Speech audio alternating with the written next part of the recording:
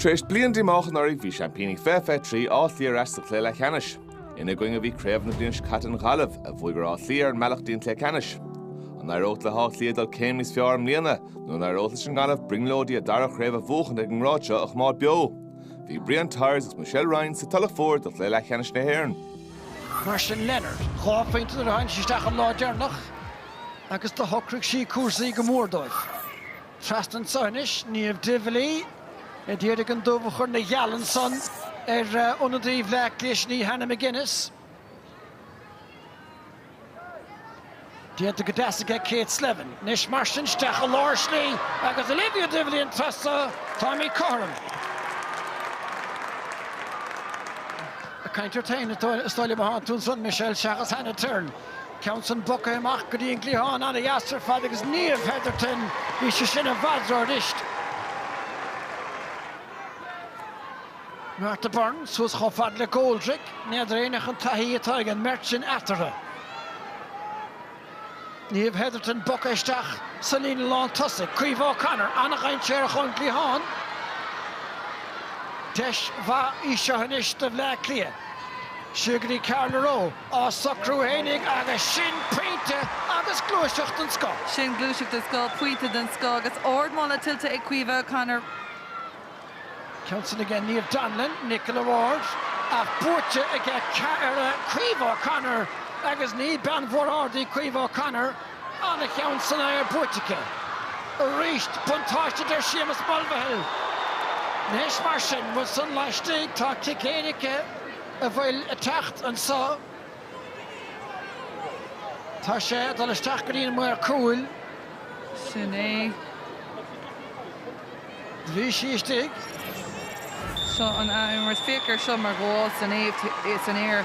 Ord san éir fécar seo an tackle. Bhí si teachtisteach cinnte go raibh sí leistigh den lína tá an ceart. Ag an réiteoir má bhronnig sé kick Erka Dorlum. Ba bhór an chabhar é seo do bhle Cliath inis. Mar sin dearbh le gabhar mar deirna mé dhimlíonn le Cliath. Múnteoir ó Leath an san huas. Múnteoir staide is se Hannah Turl. Nada, mar dhéann si go rialta caiim ar áisteach sa chúna céanna. Bhí mé díregartí é sin a rá a bhríonn sin é.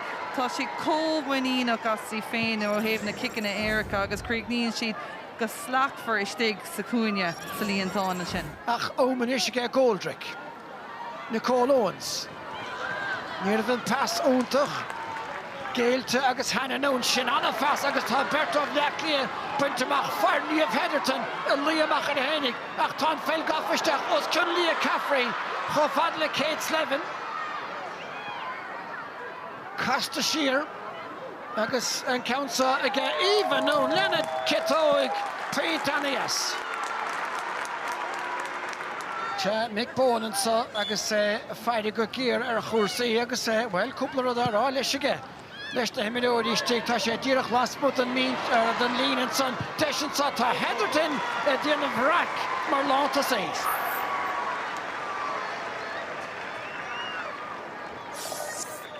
Brona Quinn fós a feidir sin an a bheartaíocht ag Nolan. Kate Sullivan a techt trasna bhfuil éon bhearna Lárslí ag Nicole Owens. Nolan is sní na himara. Trascaní Grendon an sa agus tá rathí ón Dave Howell. Deisian sa ag Éilí Seo Dowdbéidir. Nes mar sin Kate Sullivan bhfuil i chiad scór fisca gant sa tarna le tá Black Leach an tosig. Hey, Níomh Heatherton gurtach an éireadach. Well, níomh chun a hebh mis agus í techt an barc. Kicks tóca Garrett chofad le Eva Noon. Louise Ward. Siogri Slevin. Eva Noon a ríis tá lethec an decé an leabhar son tá an slíróid seolt a thar se trasnán agus tá mí chum a ríist. Gafisteach san neom a dernach. Kickers áard ab ag Black Leach an trosa. Kicks isteach. Agus tucach an cín agus Hannah Turl.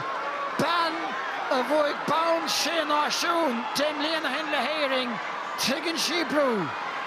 Ach tá brú mí nádúrtha a buint le seo agus is stáilm go catha sí túr féin. bell na bhar Buaicphointí seo. Seochain hana inis. Chun sin a thuairt go hán breise tá cuma bhaid a gceann tá cuma nútála ar a gceann. Chuna ceart a thuairte. Well, dúramar sa céad le nach cuairn an brúisteach ar hí ar Craobh agus haspáinté sin leis an kick Erica a gan áras haspáinté sin leis an kick dúrnach sin. Díreach ribh an món féic ar sin mar kick chun an cluiche a críognú ar le ar cóscóir.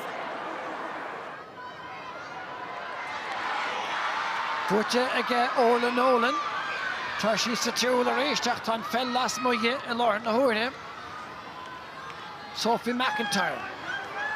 Isteach go dtí Carla Rowe. Siar go dtí Hannah Terrell gan inge a chur brúirthe. Dóin brúach go háirithe agus tá chéad scór fachtacha ón imir tróna. Báiste chéadrum agus drúcht leis an sá. Tá na scohanna ferringe ordathe ag rointaine ní flár nó tá trumchla a géirí ábhar sleabhain. Tóca ag Heatherton. An dá ifir an nui a déanamh a míle díhal ar son na cúise. Pastas lena coscléin son ag Carla Rowe Nolan a dtír ag Bob bhóla a gosan tucaisteach a gúla hawl go patanta. Deisian sa Cacaróir ag Kate Sullivan tras an chúil. A sé búta san éir an san ag Hannah Terrell agus Orla Nolan a techt ben a tacar. A caiidir soccer le cúl a sáil ag Carla Rowe. Gaisce. Cad is féidir a dhéanamh faoin críoch sin, dá dhéanfóí sin uaireanta beag daoine ní nadidir an beag daoine rósásta leis ach bhí sé lán le muoíonn hiic sí beidir nach raibh an tamaice chun casa ach féic ar sin mar cúil ach is léir go bhfuil sí ansásta go raibh sí an ann sin a dhéanamh freisin. Bhí Susberg ag Carla agus tá san libra isteach a láirsnaí bhfuil cúil díanach an sud a bhleach Cliath agus tá sé choristeach aige. Bhí sin Kate Sullivan pein in a town tá sí sinnte le Craobh Peil achas óldring inis go méid bleach Cliath sa chluiche Ceannais. Sin é go dtíreach féicear sin an pass isteach I drócéis agus is có luas gur scuil sé leis an orcar sin bhí sé I driblód a heh an crampa sin de ach ní bheith sí a gurrán mar is léir gur bhfuil go méid sí agus a cólacha ag gimmarte barc an cróca I gceann caiiciise. Amach go lár na parc ag Abby Shields. Súr an ngaile bhain tóca ag Alva Davern níos mar sin tá Olivia Divlích an cín.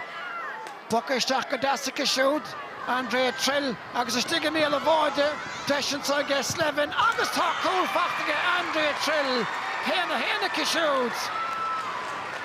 Marin siúd go fóil. Sin é go dtíreach agus an ach Cliath tá bhainte Kate Slevin an gabháil suair agus an pass an sciupi. Befar dulaisteach sa bhar agus tólim. Sin é go dtíreach agus beidir go bheith go gaithigh sibh cinál. Nis far é seo Kate Slevin ar aig an chúil takeíocht leistír agus an a habáileach tá cúil eile fachtaige an Gaillimh Olivia Divlích. Bhfuil dead a déad a fósagain. Ní lista go mar bhríon áir an bhfuil marúltacht in an doing más beidir le an kick amach sin an kick amach seo atá antábhachtach dá Cliath.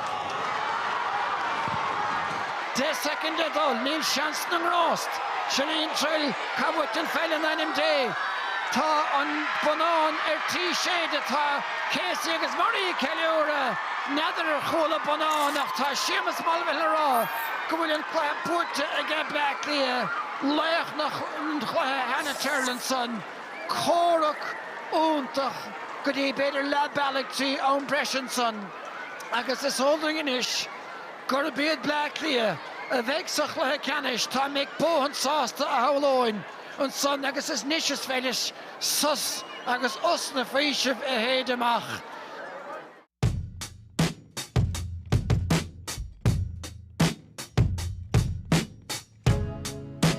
It's hard to put into words, to be honest. It was a really tough game. You know, Galway, in fairness to them, they always give us a good battle and they really put it up to us. Over Vaga Black Cliath, agus bhfuil Cliath scored facht a taunt son again Carla Rowe. Just frantic. That's what games seem to be with us in Galway, and we knew it was going to be a fight. Definitely wasn't where we would set our standards, but I think it just comes with the pressure of All-Ireland semi-finals. You know, they're big pressure pots. Tactic Erika, a bhfuil a tacht and so. Now the Marion Chigaril to cut her off the Khuna Kiana. We're delighted. I thought the girls showed enormous bravery, heart, and they fought to the very, very end, so we're so proud of them. Agus Hannah Tyrrell, Tigan Shebrew, Agus Stolen Kukahashi Turfe. Yeah, look, I practice them week in, week out, every training session. I just have to be thinking that's a kick I've made 1,000 times before. Hunching a hoot, Cajon Brescia, Ta Cuma Varda Gownson, Ta Cuma Nutala and a Gownson. Doesn't matter what's on the line, friendly or not, big game, and you know, went over the bar and very grateful for that.